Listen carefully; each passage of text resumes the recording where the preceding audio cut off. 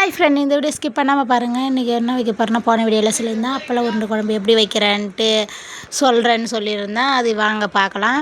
ஒரு மிக்ஸி ஜாரில் அப்பளத்தை நுறுக்கி போட்டு பவுடராக எடுத்துக்கலாம். அப்புறம் ஒரு உருளைக்கிழங்கை 4 பீஸாக கட் பண்ணி வேக வச்சு 2 அது கூட அந்த பவுட்ரு கூட நல்லா மசித்து நல்லா பவுல் மாரி பண்ணி ஹீட்டான எண்ணெயில் பொரித்து எடுத்துக்கலாம். அதுக்கப்புறம் அடுப்பை பற்ற வச்சு வானலில் வச்சு எண்ணெய் ஊற்றி கடுகு பொரிஞ்சோடனே கருவேப்பிலை கொத்தமல்லி போட்டு கொஞ்சம் அதிகமாக பூண்டு போட்டு நல்லா வதக்கிக்கலாம். வதக்கினோடனே வெங்காயம் தக்காளி பேஸ்ட்டு அரைச்சி வச்சுருக்கோம் இல்லைங்களா, அந்த தான் பேஸ்ட்டுன்னு சொன்னேன். அதை எடுத்து நல்லா பச்சை வாசனை போகிற வரைக்கும் வதக்கிக்கலாம். அது கூட மஞ்சத்தூள், உப்பு, அப்புறம் கருப்பட்டை, லவங்கம் அது இருந்தால் போட்டுக்கலாம், இல்லைன்னா ஸ்கிப் பண்ணிடலாம்.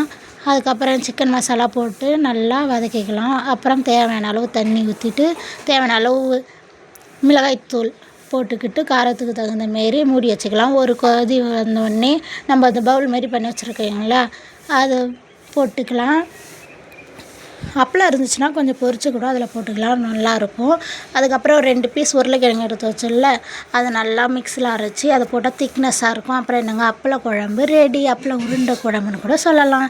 இந்த வீடியோ பிடிச்சிருந்தா லைக் பண்ணுங்கள், ஷேர் பண்ணுங்கள், மறக்காமல் வீட்டில் செஞ்சு பாருங்கள். பாய்.